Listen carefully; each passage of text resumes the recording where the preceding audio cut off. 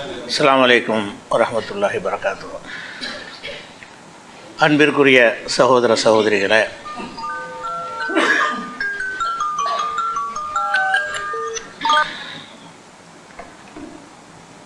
இஸ்லாத்தின் பார்வையில் உணவு, உடை, உறைவிடம் என்ற தொடர் நிகழ்ச்சியில் நேற்றைய தினம் மைத்தத்து செத்தவை என்றால் என்ன, செத்தவை ஹராம்னு அல்லாஹ் சொல்கிறான். செத்தவைக்கு என்ன அர்த்தம் என்று கேட்டால், முறைப்படி அறுக்கப்படாமல் செத்தவைன்னு அர்த்தம். செத்தவைன்னு சொன்னால் அறுத்தாலும் சாகத்தான் செய்யும். அதை செத்ததில் நம்ம சேர்க்கக்கூடாது. அறுக்காத முறையில் மார்க்கம் எந்த முறையில் அறுக்கணும் என்று சொல்கிறதோ அந்த முறைப்படி அறுக்கப்படாதவை, அறுக்க முடியாதவை, மற்றவை எல்லாமே மைத்தில் சேரும் அப்படின்னு பார்த்துட்டோம். அப்போ முறைப்படி அறுக்குதல்னா என்ன செய்யணும் என்று கேட்டால், ரெண்டு விஷயம் செய்யணும். ஒன்று அல்லாஹ்வுடைய பெயரை சொல்லணும். ரெண்டாவது அந்த அறுக்கிற முறைப்படி கத்தியை கூர்மையாக்கி என்ன செய்யணும், அறுக்கணும். இந்த ரெண்டு விதம் இருக்குது. அதை பற்றி அல்லாஹ் குர்ஆனில் சொல்லும் பொழுது 6:118 வசனத்தில் குலு மிம்மா துக்கிரஸ்முல்லாஹி அலைஹி, அல்லாஹ்வுடைய பெயர் எதன் மீது கூறப்பட்டிருக்கிறதோ அதனை நீங்கள் உண்ணுங்கள். இன் குன்தும் பி ஆயாத்திஹி மூமினின், அல்லாஹ்வுடைய வசனங்களை நீங்கள் நம்பக்கூடியவங்களாக இருந்தால் அல்லாஹ்வுடைய பெயர் சொல்லப்பட்டதை நீங்கள் என்ன செய்யுங்க, சாப்பிடுங்க. பெயர் சொல்லாத சாப்பிடாதீங்கிற எதிர்மறை அர்த்தம் அதுக்குள்ளே இருக்குது. இருந்தாலும் உடன்பாடாக தான் சொல்லப்பட்டிருக்கு. எதிர்மறையாக சொல்லாமல் அல்லாஹ்வுடைய பெயர் சொன்னதை நீங்கள் சாப்பிடுங்க அப்படின்னு வந்துருச்சு. இன்னொரு வசனத்தில் 6:119 அடுத்த வசனம், அதில் என்ன வருதுன்னா, ஒமாலக்கும் அல்லா குலு மிம்மா துக்கிரஸ்முல்லாஹி அலைஹி, அல்லாஹ்வுடைய பெயர் கூறப்பட்டதை நீங்கள் ஏன் சாப்பிடாமல் இருக்கிறீர்கள், சாப்பிட மறுக்கிறீங்க. அல்லாஹ்வுடைய பெயரை சொல்லி அர்த்தாச்சுல, அதுக்கப்புறம் உயிரினம், அது உயிர் வத, இப்படியெல்லாம் காரணம் சொல்லிக்கிட்டு நீங்கள் ஏன் சாப்பிடாமல் இருக்கிறீங்க அப்படின்னு வர அல்லாஹ் கேட்குறான். இன்னொரு இடத்துல அல்லாஹ் கேட்குறான் 6:121 வலா குலு, நீங்கள் சாப்பிடக்கூடாது, மிம்மாலம் இதுக்கு ரிஸ்மில்லாஹி அலைஹி, அல்லாஹ்வுடைய பெயர் எதன் மீது கூறப்படவில்லையோ அதனை சாப்பிடக்கூடாது. உயிரினம்னு வந்துவிட்டது என்று சொன்னால் அல்லாஹ்வுடைய பெயரை கூறப்பட்டால் மட்டும்தான் அது ஹலால் ஆகும். அப்போ ரெண்டு விதமான வார்த்தையும் குர்ஆனில் வருது. எப்படி வருது? அல்லாஹ்வுடைய பெயரை சொன்னதை தான் நீங்கள் சாப்பிடணும், அல்லாஹ்வுடைய பெயர் சொல்லாட்டி சாப்பிடக்கூடாது. சாப்பிடணுங்கிற ஒரு கட்டளையும் 6:118 இருக்குது. அல்லாஹ்வுடைய பெயர் சொல்லலைன்னா சாப்பிடாதீங்க, நேரடி தடை. அப்போ ஒரு ஆடோ மாடோ ஒரு கோழியோ ஒரு குருவியோ அது என்ன செய்கிறாங்கன்னா அல்லாஹ்வுடைய பெயர் சொல்லாமல் அறுத்துடுறாங்க. முறைப்படி தான் அறுக்கிறாங்க. அறுக்கிற முறை சரியாக இருக்கிறது, அல்லாஹ்வுடைய பெயர் சொல்லலை. அதை நீங்கள் சாப்பிடக்கூடாது என்றால் ஹராம்னு தான் அர்த்தம். சாப்பிடாதீங்கன்னு அல்லாஹ் ஒரு குர்ஆனில் ஒரு கட்டளை வரும் என்று சொன்னால் அது தடை, ஹராம் என்று தான் அர்த்தம். அப்போ இந்த அல்லாஹ்வுடைய பெயரை கூறுதல்ங்கிறது முக்கியமான ஒரு கண்டிஷன். அல்லாஹ்வுடைய பெயரை கூறுறதுனா எப்படி கூறுவது என்று கேட்டால், இரண்டு விதமாக நம்ம கூறிக்கொள்ளலாம். பிஸ்மில்லாண்டு மட்டும் சொல்லி அறுக்கலாம். பிஸ்மில்லாஹி அல்லாஹு அக்பர் என்று சொல்லி அறுக்கலாம். இது அல்லாஹ் அக்பர் சொல்லி தான் அவனோட கட்டாயம் கிடையாது. ஒரு ஆட்டை அறுக்கிறீங்க, ஒரு கோழி அறுக்கிறீங்கன்னா பிஸ்மில்லான்னு சொன்னா போதும்.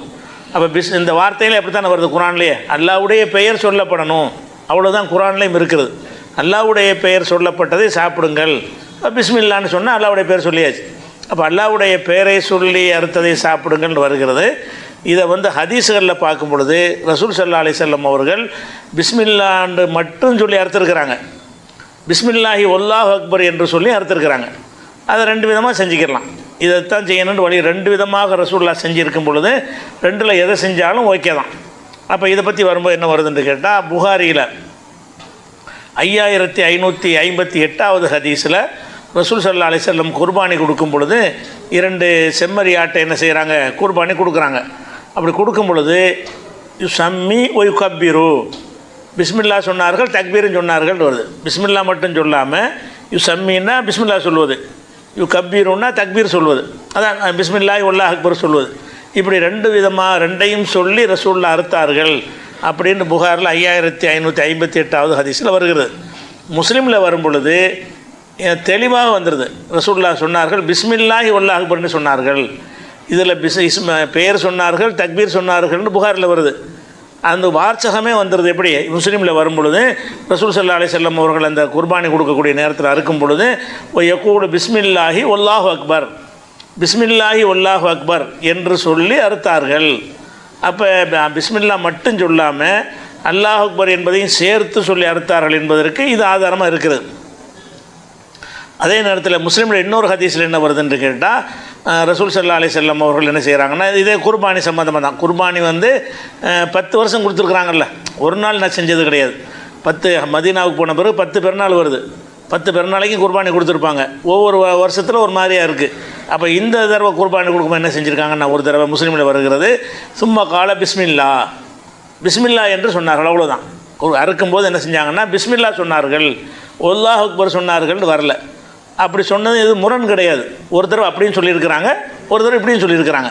2 விதமாக சொல்வதை நமக்கு கற்றுத்தருவதற்காக வேண்டி ரசூல் ஸல்லல்லாஹு அலைஹி வஸல்லம் அவர்கள் அப்படியும் சொல்லியிருக்கிறாங்க, இப்படியும் சொல்லியிருக்கிறாங்க.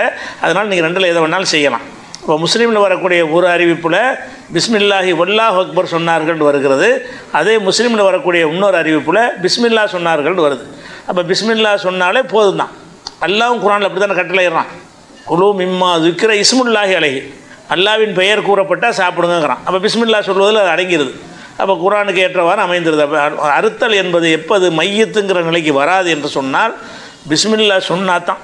பிஸ்மில்லா சொன்னாமல் நீங்கள் முறைப்படி அறுக்க வேண்டியது அறுத்தாலும் சரி தான், அது மைத்து தான். அது ஹராமாக்குனது இருக்குல்ல, முறைப்படி அறுக்கப்படாவிட்டால் மைத்து தின்னத்தை செத்ததுங்கிற கணக்கில் ஹராமாகிவிடும். அப்போ ஹலால் ஆகிறதா இருந்தால் அல்லாட்ட பர்மிஷன் வாங்கணும். எதுக்கு பிஸ்மில்லா சொல்கிறோம் என்று கேட்டால், ஒரு உயிரினத்தை எடுக்க நமக்கு உரிமை கிடையாது.